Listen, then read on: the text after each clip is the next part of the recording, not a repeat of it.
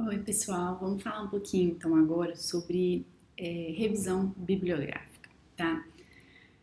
Revisão bibliográfica é uma tarefa complicada, leva tempo, é delicada realmente. Muita gente gosta muito de fazer, eu, por exemplo, gosto bastante, mas a maioria dos alunos eu acho que não aprecia muito essa etapa, não, sabe?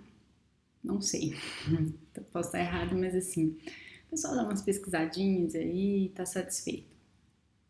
É muito delicado porque, se for um trabalho de pós-graduação, você tem que ter um compromisso muito sério de que você conhece a literatura na área do seu trabalho, né? Então, você não pode de jeito nenhum correr o risco de defender uma tese e a banca conhecer um trabalho que você não conhecia, né? Afinal, você está se especializando no assunto e você não pode correr esse risco.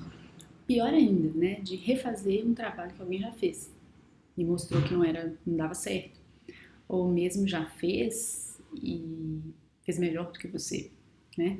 Então assim, você tem que ter um domínio muito grande da literatura, tem que conhecer muito o que já existe. Então é delicado, tá? Na monografia, né, que assim, a maioria dos alunos aqui do YouTube, eu acredito, estão fazendo monografia, ela é um projeto, é um processo menos delicado e um pouco menos sensível, vou dizer assim, porque não é tão grave você não encontrar algum trabalho que já existe, né? Mas de toda forma a gente quer fazer um trabalho bem feito. Então a revisão bibliográfica ela tem que ser bem feita, tá? No vídeo anterior eu mostrei para vocês alguns sistemas indexadores de publicações científicas que você deve usar. Então se você é da computação, o I3E, né, o Scopus, DBLP, enfim, vários outros. Se você é da bioinformática, da biologia, o PubMed, o Google Scholar, ele tem sido útil para todo mundo. Então, assim, isso é essencial, tá? A gente já mostrou um pouquinho sobre isso. Se você não viu, não deixe de assistir, tá? O vídeo anterior. Mas o que eu queria abordar um pouquinho agora é o seguinte. Bom, a gente viu, né, que a gente põe uma palavra-chave e o sistema retorna para a gente centenas, às vezes milhares, né, de artigos. E aí, né, o que você faz com isso? Como é que você trata tudo isso? Vou ler 1.600 artigos? Não, claro que não. Então, assim, em linhas gerais, você vai fazer uma primeira filtragem pelo título mesmo, tá? Então, você vai olhar o título dos arquivos que aparecem lá, dos artigos, né? E uns você vai ver que não tem nada a ver mesmo com o que você quer, tá? Então, você vai ter um processo de filtrar que vai ser mais ou menos assim. Primeiro você vai refinar suas palavras-chave, né? Então, um exemplo, eu fiz uma busca naquele vídeo, né, por Alzheimer e bioinformática. Retornaram 1.600 artigos. Mas eu não tenho como ler 1.600 artigos. Talvez eu vou conseguir ler 50 artigos, 30 artigos, não sei, né? Então eu vou ter que refinar. Aí eu vi que talvez, como eu sou uma pessoa de bioinformática estrutural, eu quero artigos que tenham a ver com proteínas do Alzheimer. Então eu coloco lá, proteínas do Alzheimer bioinformática. Aí, por exemplo, cai para 1.000, né? Aí eu vi que tem algumas que são biomarcadores. E eu fiquei interessada, eu vi que eu realmente estou interessada em biomarcadores. Então eu pesquiso por proteínas biomarcadores, Alzheimer bioinformática. Aí vem 200 artigos, por exemplo. Eu vou ler 200 artigos, 300 artigos? Talvez não. Mas eu posso ler 200 ou 300 títulos, né? Posso julgar, avaliar 200, 300 títulos. Então é isso que eu vou fazer. Eu vou passar um por um, olhando o título, e alguns eu vou ver que não tem nada a ver, vou jogar fora mesmo. E vou fazer um funil mesmo, né? Um processo de funil. Então eu vou manter aqueles que o título me interessou. Se o título me interessou, eu vou ler o resumo. Então tem sempre um abstract, né? Um resuminho, assim, um parágrafo. Então eu vou ler o resumo. Lendo o resumo, vamos dizer que passaram aí 150 artigos. Eu vou ler 150 resumos. Eu vou descartar mais um monte, tá? Então vamos dizer que ficaram 50 artigos aí. Aí depois desses 50, que eu já li os resumos me interessam, eu vou ler a introdução do artigo, né? Talvez a introdução e a conclusão, ou só a conclusão, né? Uma coisa assim. E aí eu fiz uma outra limpa e suponha que ficaram aí 30 artigos que me interessam, né? Passando no meu funil. Desses 30, eu faço uma leitura que a gente chama de diagonal, sabe? A leitura diagonal, você vai passando rápido, assim, o olho. Passa o olho nas figuras, passa o olho nos experimentos, passa o olho no que ele fala, né, nos títulos. É uma leitura diagonal. Aí vamos supor que desses 30 passaram 25, que eu vi que são muito interessantes, muito aderentes ao meu tema, o tema da minha pesquisa. Então, esses 25 eu vou ler, tá?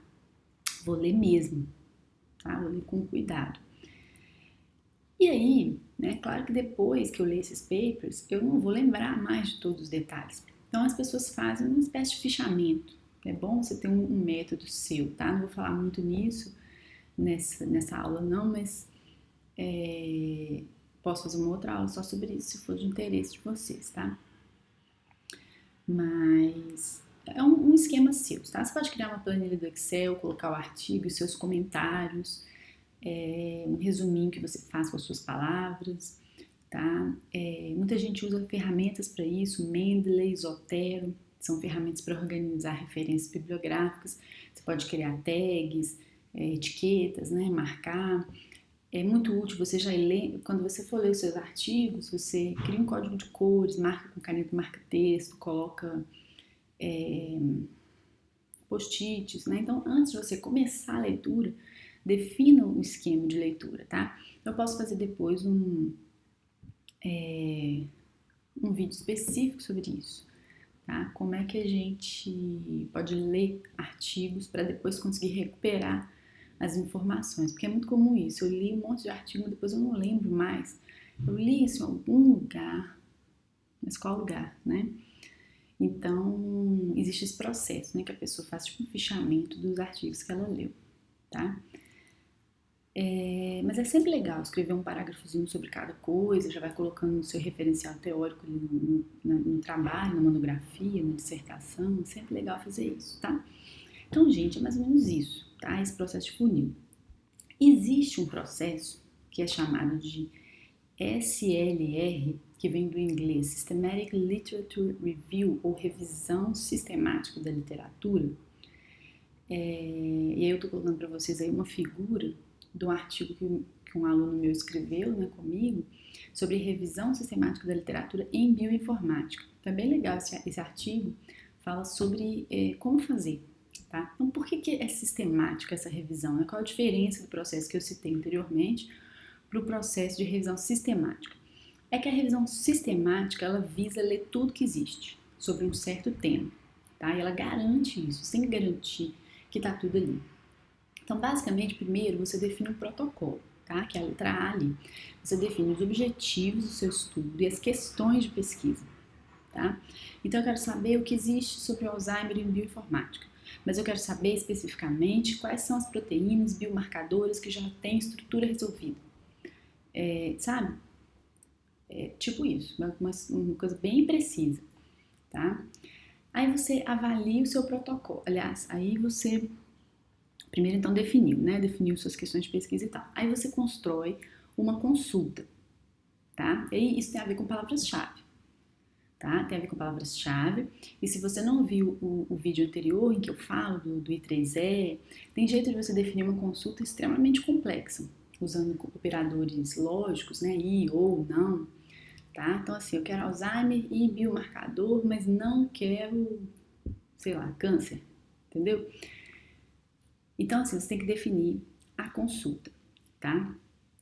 Depois que você definir a consulta, você roda a consulta. Por isso que é um espiral ali, tá? Então, primeiro definiu os objetivos, depois você definiu a consulta, depois rodou os filtros, tá? Então, o filtro tem a ver com isso que eu falei. Numa primeira rodada, você filtra pelo título, tá?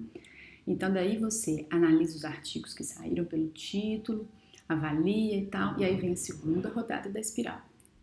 Você conseguiu, com esses papers, atender os seus objetivos? Como é que você pode avaliar isso? Então, melhora a sua query. Eu queria colocar uma outra palavra-chave. Ah, não, eu queria tirar uma coisa que tá vindo e que é lixo nos meus papers, entendeu? Então você roda a query de novo. Aí você vai e avalia os resumos, os abstracts. E aí você vai refinando todo esse processo. Então é um processo mais complicado do que o que eu citei anteriormente. Por quê? Porque o processo anterior você fazia uma busca com as palavras-chave, né? Lia os títulos, depois passava pelo funil, lia os resumos, lia a introdução e tal, no final terminava. Né? Fazia um fichamento de cada paper, fim. Aqui não. Aqui você tem a definição dos objetivos. Você sabe como avaliar se o paper é bom ou não, se ele entra ou não na sua revisão, tá? Então esse protocolo de avaliação que está falando ali é isso.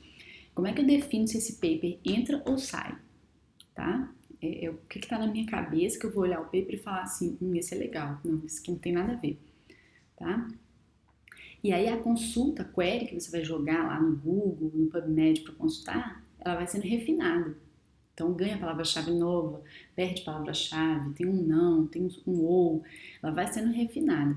E aí cada vez que você vai lendo os papers, você pode descobrir uma palavra-chave nova, um gene novo que tem a ver com aquela doença que você não tinha pesquisado. Vai ter que entrar na sua consulta, tá? Então, esse processo de SLR, ele é uma espiral e pode demorar a acabar. Então, você pode ter que refazer várias e várias e várias vezes. E, além disso, ele tem que ser todo documentado. Então, assim, você tem que gravar cada paper numa planilha e falar por que esse paper entrou na minha revisão, por que ele saiu, o que isso tem a ver, por que isso não tem a ver, sabe? Então, é bem detalhado mesmo.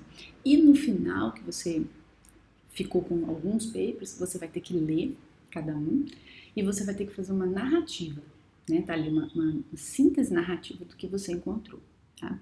Então, isso é muito interessante porque vai produzir o seu referencial teórico, tá? E aí uma dica é a seguinte, principalmente para quem está começando a escrever, né, na monografia e tal, não basta copiar uma frase de cada resumo, que o pessoal faz isso, né? Faz é isso. Eu não entendi direito o algoritmo, mas eu copio um pouquinho ali do resumo, fala assim, o artigo tal faz isso, isso, isso, isso. O artigo tal, o algoritmo implementado assim faz isso, isso, isso. Mas você não entendeu o que ele faz, você copiou uma frase do resumo, né? Então isso é péssimo. É péssimo, dá pra ver que é cópia. Se copiar igualzinho e tal, né? Não deixa de ser plágio, né? Então, na verdade, essa síntese narrativa é uma síntese sua. Você tem que falar com as suas palavras, o que esses trabalhos fazem, né? Quais são as técnicas que existem, os paradigmas. Né? Tem um tipo de algoritmo que trabalha dessa forma, tem um outro tipo que vai trabalhar de um jeito diferente. E esses artigos têm a ver com esse modelo. Né? E no final, você tem que saber tirar o que é vantagem de todos, quais as limitações que ainda ficaram, que ainda existem, né? As lacunas, porque isso é que vai embasar o seu trabalho. Né? Por que o seu trabalho existe? Né? Tem que ser feito, porque os trabalhos que já foram feitos, eles não resolvem o problema que ficou e que é o problema que você está resolvendo. Né? Então, assim, essa parte é uma parte que é muito legal de fazer.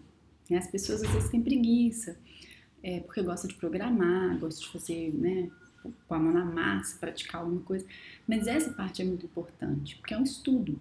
Né? Você vai fazer uma busca, uma busca detalhada do que já existe, do que já se conhece, do que já se sabe. E no final, quando você faz esse resumo do que já existe e do que já é conhecido, você tem uma noção muito boa de que você domina o assunto, né? Você consegue narrar o que existe, a história do que já existe, né? Contar essa história. E aí que vem o seu trabalho, né? Então, assim, é um processo trabalhoso, tem que ser feito, né, com cuidado, mas no final ele é recompensador, né? A gente fica feliz com o resultado porque uma boa revisão de literatura, quando a gente lê, né, dá uma noção, uma sensação muito gostosa de que a gente conhece aquela área, de que a gente entendeu o que existe, de que a gente entendeu onde é que a gente está, né, no momento atual, no estado da arte que a gente fala. Tá? Então você não precisa fazer uma revisão sistemática da literatura, com tudo isso muito bem definido e fechado, sistematizado, e fazer essas várias voltas da espiral. Não precisa. Nem no mestrado, nem no doutorado. Não é uma coisa essencial, tá? Dá muito trabalho. Eu até acho bacana, um aluno de início de doutorado fazer isso. Ele vai aprender muito, vai servir para qualificação, vai servir para tese, vai servir para tudo, com certeza. Vai dar um domínio para ele, vai abrir a cabeça dele com relação a um tema que ele não conhece, de repente vai conhecer muito sobre o assunto, tá? Para monografia não é necessário, mas é legal saber esses passos, tá? Então eu defino a minha pesquisa, meu objetivo, as palavras-chave, faço a busca, vou filtrando pelo título, né? Vou mudando um pouquinho a palavra-chave para conseguir uma busca legal. Eu depois vou lendo os resumos, dentro das referências do paper que eu estou lendo, às vezes vem uns outros artigos que aparecem interessantes, eu vou adicionando, leio, né, a introdução, tal, vou fazendo fichamento, no final crio uma narrativa interessante que costura todos esses artigos e tem meu referencial teórico, tá? Além do referencial teórico, tem 1000 ideias de coisas que eu posso fazer na minha monografia, de repente no mestrado, né? Então é isso, gente. É uma parte assim muito importante do processo assim de pesquisa científica, tá? Qualquer dúvida eu estou à disposição. Vocês podem deixar aí embaixo, tá? E se você gostou desse vídeo, deixa um curtir. Pode recomendar para os seus amigos que também vão fazer isso, numa leitura dessas, né? Uma revisão na monografia, na dissertação. E é isso. Até a próxima. Muito obrigada.